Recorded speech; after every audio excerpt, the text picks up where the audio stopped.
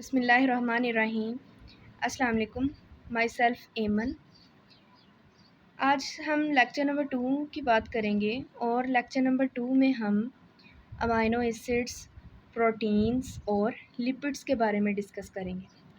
अगर कंटेंट्स में देखा जाए तो यहाँ पे अमाइनो एसिड्स, प्रोटीन्स, प्रोटीन्स के सोर्सेज और यूजेस, लिपिड्स और लिपिड्स के सोर्सेज और यूजेस को हम डिस्कस करेंगे।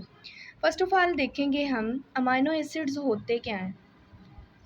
अमाइनो एसिड जो हमारे पास है एक ऑर्गेनिक मॉलिक्यूल है जो अमाइनो ग्रुप एक बेसिक अमाइनो ग्रुप NH2 और एस्टिक कार्बोक्सिल ग्रुप COOH और एक आर ग्रुप जो है वो अल्काइल ग्रुप कोई भी हो सकता है जो कि यूनिक हो अमाइनो एसिड के लिए, वो अटैच्ड हो, वो एक मिलकर एक अमाइनो एसिड बनाते हैं।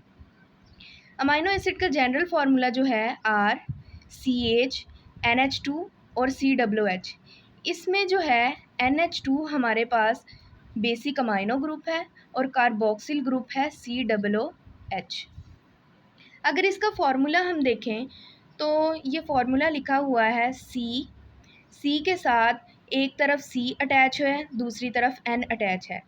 N के साथ 2 हाइड्रोजन है NH2 मिलकर हमारे पास बेसिक अमाइनो ग्रुप बना रहे हैं। और दरमियान वाली जो कार्बन है इसको सेंट्रल कार्बन बोलते हैं, इसको अल्फ़ा कार्बन भी बोलते हैं। इसके साथ एक कार्बन अटैच है और इसके साथ COOH यानी COOH एक कार्बोक्सिल ग्रुप है, कार्बोक्सिल ग्रुप अटैच है। एक तरफ अमाइनो ग्रुप, एक तरफ कार्बोक्सिल ग्रुप और साथ R अटैच है। ये पूरा मॉलिक्यूल मिलकर एक अमाइनो एसिड बनाता है। There are 20 amino acids, total 20 amino acids होते हैं। आउट ऑफ 20 अमाइनो एसिड में से 10 अमाइनो एसिड ऐसे हैं जो हमारी बॉडी खुद प्रिपेयर करती है, खुद उनको सिंथेसाइज करती है। जो अमाइनो एसिड्स हमारी बॉडी खुद सिंथेसाइज करती है उनको हम नॉन एसेंशियल अमाइनो एसिड्स बोलते हैं, क्योंकि जो हमारी बॉडी खुद ही तैयार कर सकती है उनको हमें बाहर से लेने की ज़रूरत नहीं है। तो इसलिए हम इन 10 अमाइनो एसिड्स को नॉन एसेंशियल अमाइनो एसिड्स बोलते हैं। जबकि दूसरे जो 10 हमारी बॉडी खुद तैयार नहीं कर सकती, सिंथेसाइज नहीं कर सकती, उन अमाइनो एसिड्स की हमारी बॉडी को ज़रूरत होती है, इसलिए उन अमाइनो एसिड्स को हम बोलते हैं essential amino acids. Essential amino acid जो है उसकी are required by our bodies, हमारी बॉडीज़ को उनकी ज़रूरत होती है। और वो हम कहाँ से लेते हैं? Essential amino acid must be supplied through diet. Next हमारे पास है अमाइनो एसिड जो है is a building block of proteins. Amino acids proteins के बिल्डिंग ब्लॉक हैं। 2 amino acids link through peptide linkage. 2 amino acids हैं वो पेप्टाइड लिंकेज के ज़रिए एक दूसरे के साथ अटैच्ड होते हैं। पेप्टाइड लिंकेज है क्या? ये एक बॉन्ड है। बॉन्ड बनता कैसे है ये?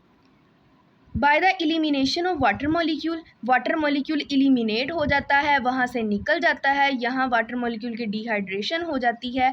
Amino group of 1 amino acid, amino acid के अमाइनो ग्रुप और कार्बोक्सिल एक एसिड जो है दूसरा, इन दोनों में से एच हमारे पास रिमूव होता है, इन दोनों से एच रिमूव होता है और वाटर मॉलिक्यूल की एलिमिनेशन होती है। जब वाटर मॉलिक्यूल की एलिमिनेशन होती है तो एक बॉन्ड इनके दरमियान बन जाता है जिसको हम पेप्टाइड लिंकेज बॉन्ड बोलते हैं, जो नेक्स्ट इमेज में दिखाया गया है। When thousands of amino acid polymerise, जब thousands of amino acid polymerise करते हैं, मिलते हैं, पॉलीमर बनाते हैं, तो हमारे पास एक फॉर्म आ जाती है, न्यू फॉर्म आ जाती है जिसको हम प्रोटीन बोलते हैं। नेक्स्ट बताया है कि पेप्टाइड लिंकेज बनता कैसे है। यहाँ हमारे पास देखें, एक तरफ 2 हमने लिए हैं ये अमाइनो एसिड, 2 अमाइनो एसिड्स हैं। जो कार्बोक्सिल एसिड है वहाँ से HO लिया और जो अमाइनो ग्रुप है वहाँ से H लिया। HO और H ने दोनों ने क्या किया? एलिमिनेट किया, दोनों यहाँ से एलिमिनेट हो गए, H2O रिमूव हो गया और हमारे पास C और N के दरमियान एक बॉन्ड बन गया। C और N के दरमियान जो बॉन्ड बना है उसको पेप्टाइड लिंकेज बॉन्ड बोलते हैं। यहाँ डिहाइड्रेशन हुई है, 2 अमाइनो एसिड्स की डिहाइड्रेशन होना, वाटर मॉलिक्यूल का निकल जाना और कार्बन और नाइट्रोजन के दरमियान एक बॉन्ड बन जाना, उसको पेप्टाइड लिंकेज बॉन्ड बोलते हैं। नेक्स्ट हमारे पास है प्रोटीन। प्रोटीन मैंने आपको बताया कि थाउजेंड्स ऑफ अमाइनो एसिड जब पॉलीमराइज करते हैं तो हमारे पास प्रोटीन बनती है। तो यहाँ हम प्रॉपर देख लेते हैं कि प्रोटीन है क्या। एक नेचुरली ऑकरिंग है, एक्सट्रीमली कम्प्लेक्स सब्सटेंस है that consist of amino acids. वही बात आ गई कि जो कम्प्लेक्स है प्रोटीन एक कम्प्लेक्स सब्सटेंस, और कम्प्लेक्स सब्सटेंस में है क्या, अमाइनो एसिड्स। प्रोटीन कंसिस्ट किस पे करती है, 5 इसके अंदर कंपाउंड होते हैं, carbon, hydrogen, oxygen, nitrogen and sulphur. Protein जो है कार्बन, हाइड्रोजन, ऑक्सीजन, नाइट्रोजन और सल्फर पर कंसिस्ट करती है। They are polymers of amino acid. ये क्या है, अमाइनो एसिड के पॉलीमर है। अमाइनो एसिड जो है वो पेप्टाइड लिंकेज के ज़रिए एक दूसरे के साथ लिंक करते हैं, जो हम पीछे देख चुके हैं। अमाइनो एसिड जो है वो पेप्टाइड लिंकेज के ज़रिए लिंक करते हैं। Protein has more than 10,000 amino acids. Protein जो है 10,000 अमाइनो एसिड्स से ज़्यादा पर मुश्तमिल होती है। नेक्स्ट है हमारे पास प्रोटीन के सोर्सेज के प्रोटीन हमें कहाँ कहाँ से हासिल होती है, इसके सोर्सेज क्या हैं। सबसे पहले इसका सोर्स है मीट, जो हमें बीफ से हासिल होता है, लैम्ब, पोर्क और कैंगरू वगैरह जो जानवरों से हासिल होता है। उसके बाद हमारे पास है पोल्ट्री, जो हमें चिकन, डक, गूज, बुश बर्ड इनसे हासिल होते हैं। नेक्स्ट हमारे पास है फ़िश एंड सी फूड, मछली वगैरह, fish, crab, lobster, mussels, oysters, scallops, clams. और उसके बाद है एग्स, ये भी प्रोटीन का एक ज़रिया है। डेयरी प्रोडक्ट्स हैं, डेयरी प्रोडक्ट्स में क्या आ जाता है, मिल्क हो गया, योगर्ट हो गया, चीज़ हो गया, ठीक है। ऐसी चीज़ों से हम प्रोटीन हासिल करते हैं। ये सब जो है वो प्रोटीन के सोर्स हैं। आम रूटीन में देखा जाए हम ज़्यादातर क्या यूज़ करते हैं, मीट यूज़ करते हैं, चिकन यूज़ करते हैं, फ़िश यूज़ करते हैं, मिल्क यूज़ करते हैं, योगर्ट यूज़ करते हैं। ये सब क्या है, प्रोटीन के सोर्सेज हैं। नेक्स्ट हम पढ़ेंगे कि प्रोटीन के यूजेस क्या हैं। Protein are used as a food by human beings as they are essential for the formation of protoplasm. Protein जो है ह्यूमन बींग्स जो हैं वो एज अ फूड यूज़ करते हैं, क्योंकि ये हमारी बॉडी के लिए बहुत इसेंशियल है, बहुत ज़रूरी है। एंजाइम्स भी प्रोटीन है, और एंजाइम क्या करते हैं कि हमारी बॉडी में जो भी केमिकल रिएक्शंस हो रहे हैं उनको कैटालाइज करते हैं। हाइड्स जो हैं वो are used to make leather by tanning.